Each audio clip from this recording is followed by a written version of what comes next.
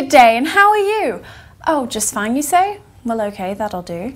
The news today is full of things. Thing ones, thing twos, and things that sing. Things that fly and dance and rhyme with hat. We'll be talking in extent about a certain cat. Now, if you please, sit down, grab some juice. For today, RocketBoom News is all about Seuss. The story begins on March 2nd, 1904, when Springfield, Massachusetts welcomed Seuss Geisel, Theodore. For the purpose of ease, we'll call him Ted. It's shorter and better for rhyming, she said. Ted left Springfield as a teenager, thirsty for knowledge. In order to gain it, he attended Dartmouth College. Of the magazine The Jack-o'-lantern, he became editor-in-chief, although his tenure ended early due to drinking mischief. To continue his work without being cut loose, Geisel began signing his work with the pen name Seuss. So after Dartmouth, Seuss moved to Oxford. Philosophy and literature he studied as he could. It was there that he met Helen Palmer, his wife, and they returned to the US for the rest of her life. He decided to pursue a career in cartoons. He was published in Saturday, the Post of late afternoons.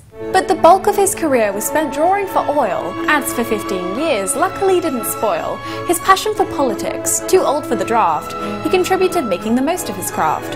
He made army training movies and learned animation, in addition to contributing to many publications. Life, Judge, and Vanity Fair, and a children's magazine whose name I can't say on air. 27 rejections for his first book, what a feat! And to think that I saw it on Mulberry Street. He had thinks so fantastic, they could think on their own, and Seuss wrote each of these thinks right into a poem. Rhymes about foxes and a sour kangaroo, about the kindness of elephants from the jungle of Nu, about dairy and meat that might make you squeam, because it's certainly odd to eat food that is green. Though Geisel wrote stories without moral in mind, his books were no stranger to things of this kind. Anti-isms aplenty there were to be found, turning books written for kids into something profound. Internationalism, the arms race, equality and so. Richard M. Nixon, will you please go? He wrote books for grown-ups, a few that you'll know. Popular for graduates, oh the places you'll go. When Ted didn't illustrate for the books of his league, he used his name spelled backwards, Theo Lesigue.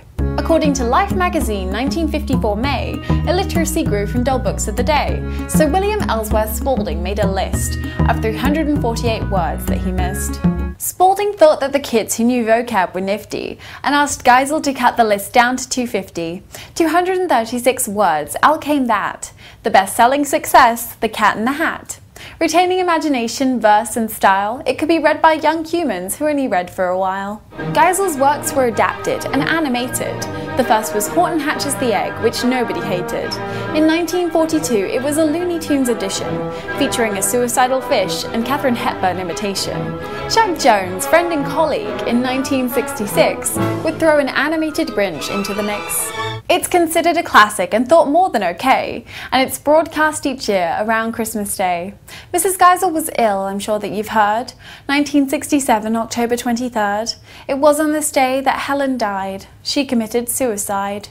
The following year, in 1968, Audrey Stone Diamond married Ted, her old mate. Theodore Geisel said this of your children: "You have 'em, I'll entertain 'em." Then, he died following illness in 1991. He was cremated and his widow would become the guard of his legacy at Seuss Enterprises. Audrey protected his work from any bad surprises.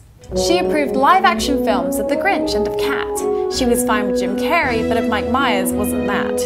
She declared no more, but still allows CGI. And in 2008, Horton received praise that was high.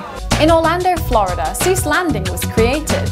Its lack of straight lines made people elated. Into over 15 languages he has been translated, and 222 million copies means people are satiated. 11 TV specials and a Broadway musical, named none other than, you guessed it was called Seussical. And if that's not enough to prove his work wasn't shoddy, 2 Emmys, 2 Oscars, a Pulitzer and Peabody. Today, March 2nd, his birthday, we celebrate Seuss, whose brain worked so freely it ran around loose. He was brilliant, playful, and wrote books we love now. So, if you please, let us all take a bow for an author who allowed imagination to bloom.